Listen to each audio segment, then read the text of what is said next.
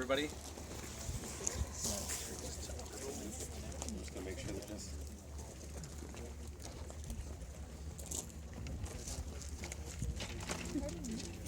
All right.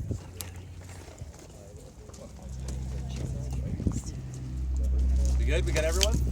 So, I'm embarrassed because we don't have any sprayers here that are current sprayers, but this gives you a good idea of what we used to spray with. So, when grapes first started going in here, they were mostly replacing tree fruit. So they were mostly replacing things like peaches and pears and plums and apricots. So everyone basically had an orchard sprayer that they used to just shoot the pesticide out into the universe, and it was good because you could see it, right? Like you know, to most farmers, my dad still says, you know, if you can't see it, then you're not spraying. So it'd just be like a big plume of stuff, and you know, and then it would just go here, and then like maybe hit your neighbor's house, maybe people going by on their bikes, but that's the cost of doing business, right?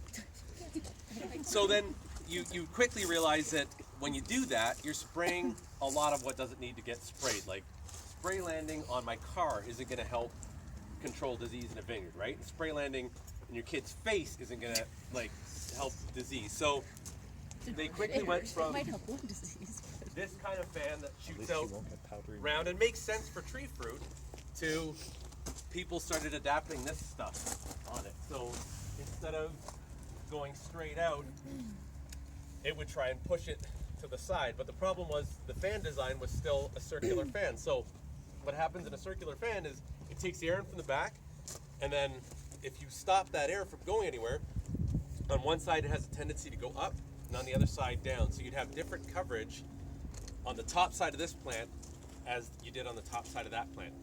So what we have now is they're equalized, ventilated spray fans that equalize the air coming left and right, and you can control droplet size with your nozzles and airflow with a variable fan speed, so that we now know that in May and June we need very little airspeed for good deposition on spray coverage.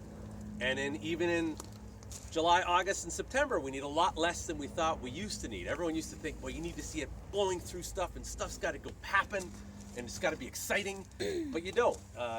Deposition studies show that with roughly 50% of the wind speed that we used to use, we're getting better coverage.